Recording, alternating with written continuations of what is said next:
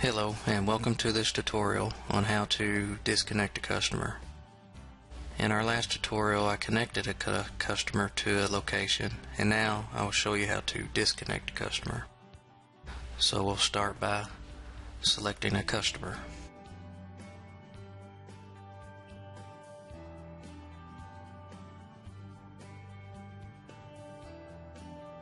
Alright, I need to right click and select service orders.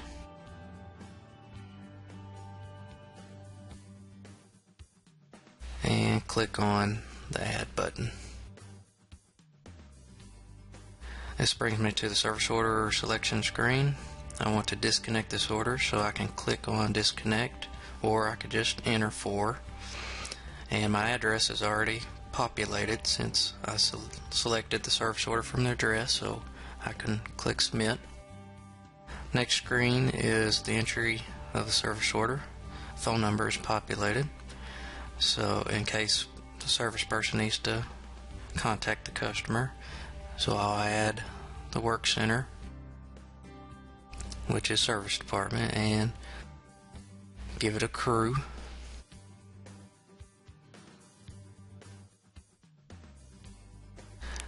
Job PO password is not required, and requested by, I'll say Fred requested.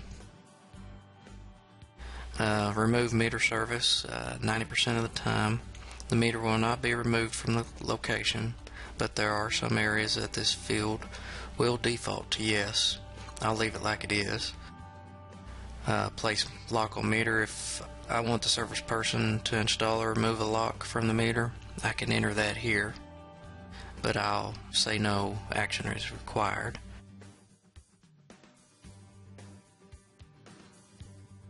Now the system went out and selected all the transactions that would be moved from this account, and everything looks good here. So I'll move on. This screen is asking me if I know the customer's forwarding address, and if I have it, I can enter it now. If I enter a new forwarding address, it will not be reflected in the customer master until a release is done. So I'm not going to enter anything right now. I'll move on to the next screen.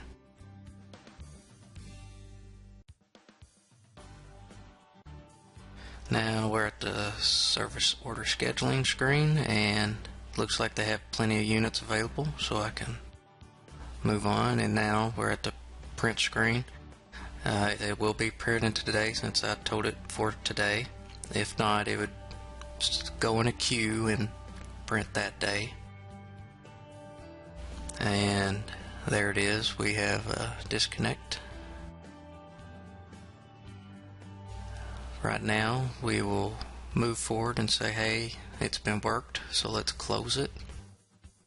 Everything looks good here. All the work was done by this crew, so I enter a date.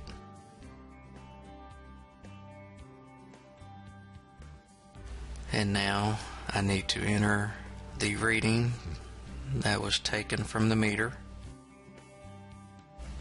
and enter on that, and it gives me a warning, which is okay. And now it says, oh, I need to enter labor hours, so I will right click and say add labor, and click on add. Give it my employee, and that worked it.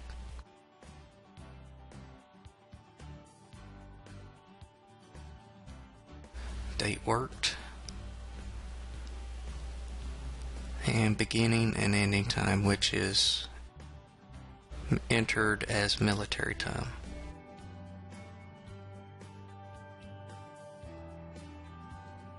It's added now, and I can get out of that screen. There he is. As you can see up here, the labor is added. And on this screen you can change the address one more time. If you know the forwarding address, you can add comments. I will move on to end the order. and it is now released. And if I back out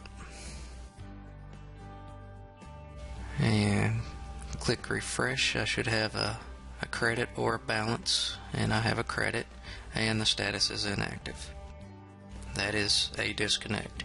If you have any questions or want to learn more about our utility management system, feel free to contact us at 501-327-8000. Thank you for taking the time to watch this video.